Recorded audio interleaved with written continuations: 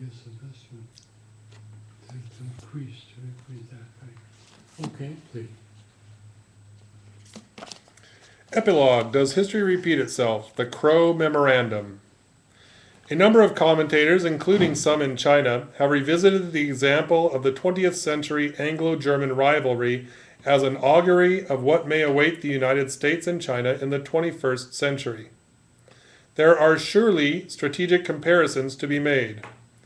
At the most superficial level, China is, as was Imperial Germany, a resurgent continental power.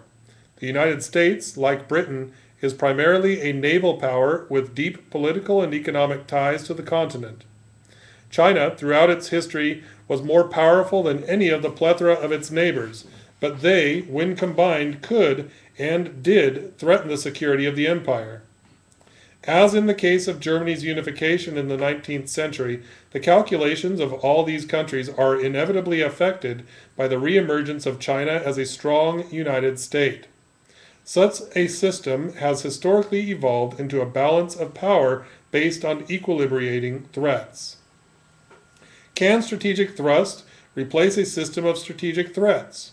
Can strategic thrust... Trust. Trust, T-R-U-S-T. Correct. Yeah.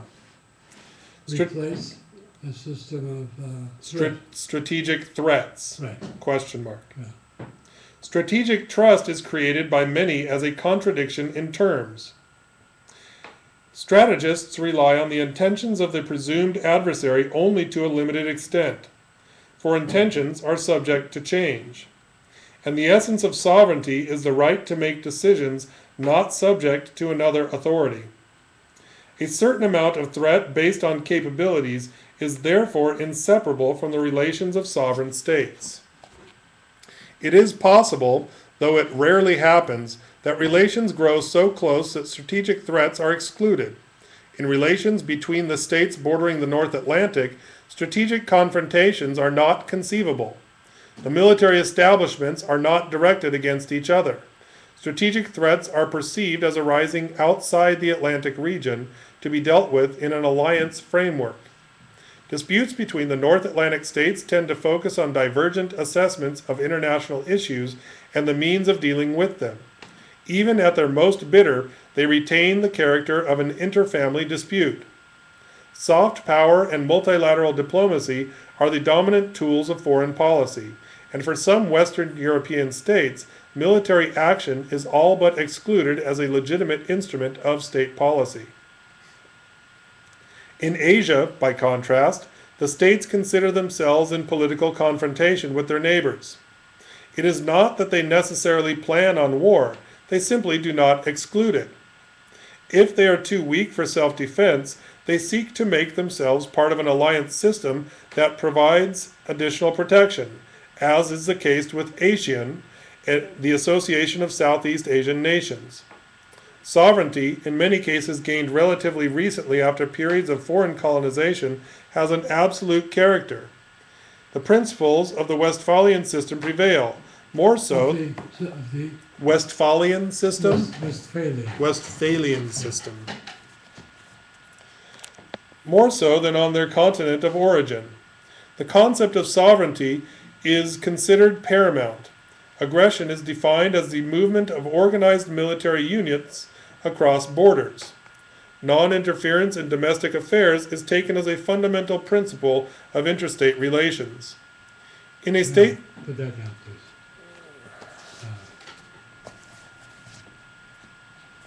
Non-interference in domestic affairs is taken as a fundamental principle Right. of interstate relations. Right. Just simplicity, we can put out the source later. Okay. Non-interference. Affairs is taken as a fundamental principle of interstate relations. Page.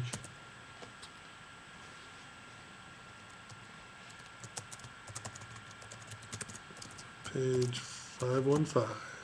Okay.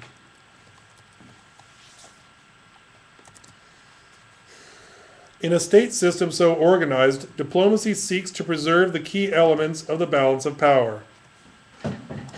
An international system is relatively stable if the level of reassurance required by its members is achievable by diplomacy.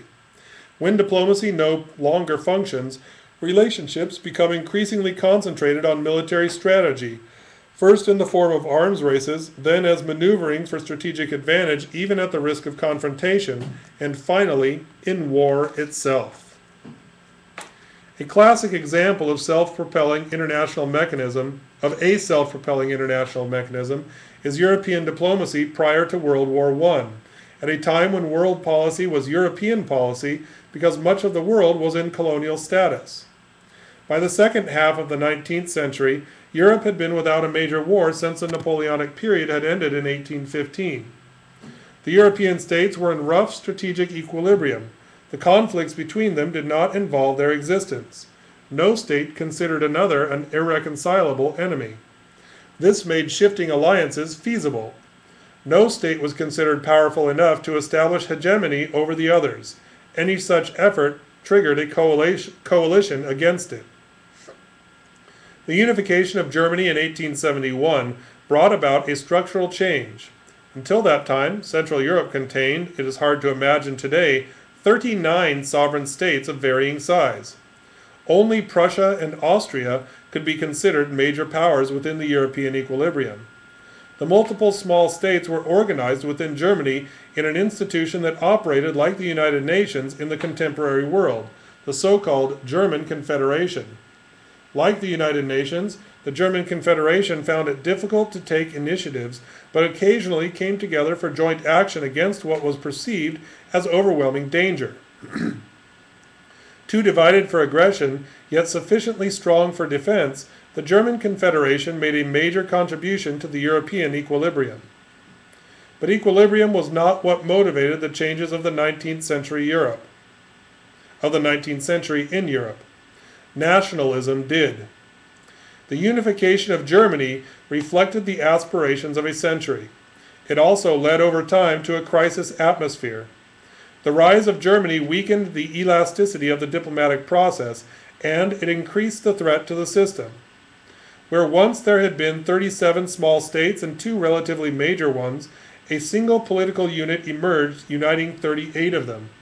Where previously European diplomacy had achieved a certain flexibility through the shifting alignments of a multiplicity of states, the unification of Germany reduced the possible combinations and led to the creation of a state stronger than each of its neighbors alone. This is why Prime Minister Benjamin Disraeli of Britain called the unification of Germany an event more significant than the French Revolution.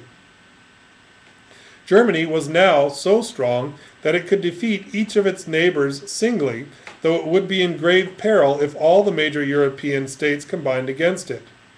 Since there were only 5 major states now, the combinations were limited. Germany's neighboring states had an incentive to form a coalition with each other, especially France and Russia, which did so in 1892, and Germany had a built-in incentive to break the alliances. The crisis of the system was inherent in its structure. Was inherent in its structure.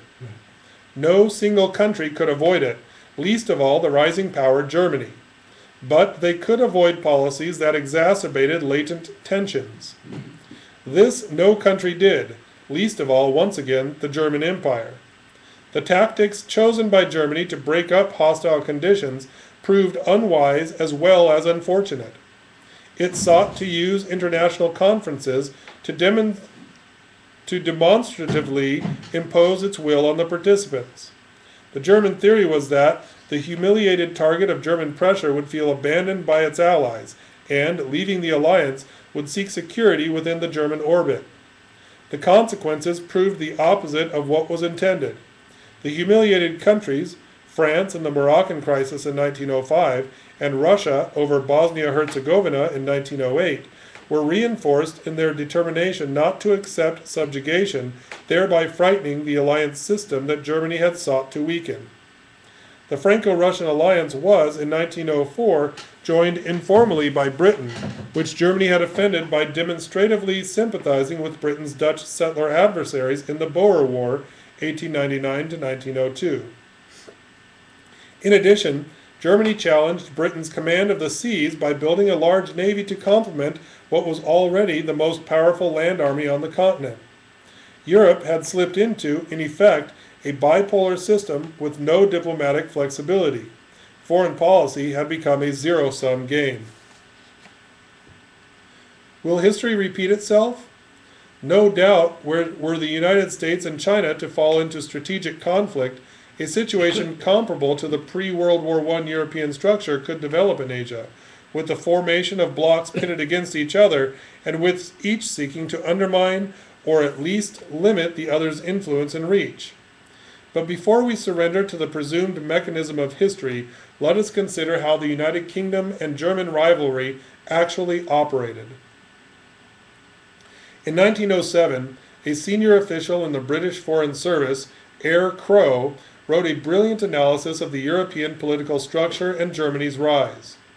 The key question he raised, and which has acute relevance today, is whether the crisis that led to World War I was caused by Germany's rise, evoking a kind of organic resistance to the emergence of a new and powerful force, or whether it was caused by specific and hence avoidable German policies. Note 1. Was the crisis caused by German capabilities or German conduct? In his memorandum, submitted on New Year's Day 1907, Crowe opted for the conflict being inherent in the relationship. He defined the issue as follows, quote, "For England particularly, intellectual and moral kinship creates a sympathy and appreciation of what is best in the German mind, which has made her naturally predisposed to welcome, in the interest of the general progress of mankind, everything tending to strengthen that power and influence, on one condition. There must be respect for the individualities of other nations, equally valuable coadjutors in their way in the work of human progress, equally entitled to full elbow room in which to contribute in freedom to the evolution of a higher civilization." Note 2. But what was Germany's real goal? Was it natural evolution of German cultural and economic interests across Europe and the world, to which German diplomacy was giving traditional support? Or did Germany seek, quote, "a general political hegemony and maritime ascendancy, threatening the independence of her neighbors and ultimately the existence of England"? Note 3. Crowe concluded that it made no difference what goal Germany avowed. Whichever course Germany was pursuing, quote, "Germany would clearly be wise to build as powerful a navy as she can afford." And once Germany achieved naval supremacy, Crowe assessed, this in itself, regardless of German intentions, would be an objective threat to Britain, and, quote, "incompatible with the existence of the British Empire." Note 4. Under those conditions, formal assurances were meaningless. No matter what the German government's professions were, the result would be, quote, "as formidable a menace to the rest of the world as would be presented by any deliberate conquest of a similar position by, quote, malice afterthought." Note 5. Even if moderate German statesmen were to demonstrate their bona fides, moderate German foreign policy could, quote, "at any state merge into a conscious scheme for hegemony." Thus, structural elements in Crowe's analysis precluded cooperation or even trust. As Crowe wryly observed, quote, "it would not be unjust to say that ambitious designs against one's neighbors are not as a rule openly proclaimed, and that, therefore, the absence of such proclamation and even the profession of unlimited and universal political benevolence are not in themselves conclusive evidence for or against the existence of unpublished intentions." Note 6. And since the stakes were so high, it was, quote, "not a matter in which England can safely run any risks." Note 7. London was obliged to assume the worst, and act on the basis of its assumptions, at least so long as Germany was building a large and challenging navy. In other words, already in 1907, there was no longer any scope for diplomacy. The issue